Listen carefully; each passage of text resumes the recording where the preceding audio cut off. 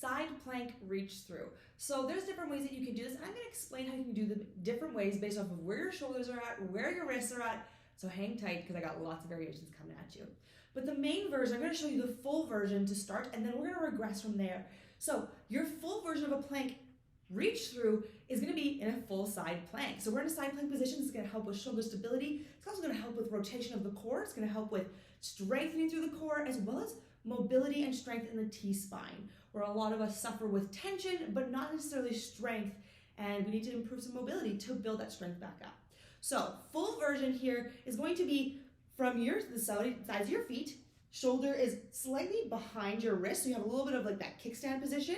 Other hand is going to come high.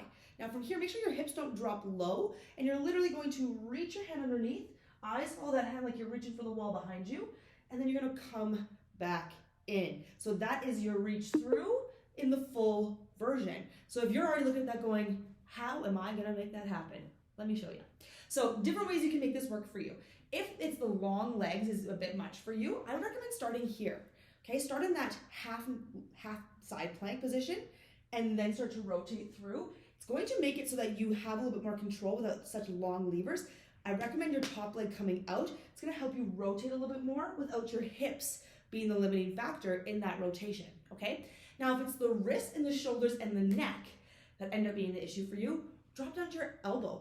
I find most people have more control and more stability when they're on their elbow here versus that full arm length as your lever makes it really easy to lose that stability. So come down on your elbow. I like to use my hand or my fist for a little bit more stability, and we're gonna lift up. So again, you can come from the full legs. I recommend full legs if you're on your elbow, and then you're gonna rotate through, reach, and then rotate back up, stacking your shoulders, squeezing the shoulder blades, keeping those hips nice and high at the top. Again, if you need to, you can drop that bottom knee, same movement, but now without all your weight on your elbow and on your feet, now it's on your knee. So there's lots of variations you can play with, but this is essentially a shoulder stability move, really great to help you stabilize your shoulders, as well as allow for natural rotation of the spine while underneath some tension, which is your body weight, right? So that is your side plank reach through.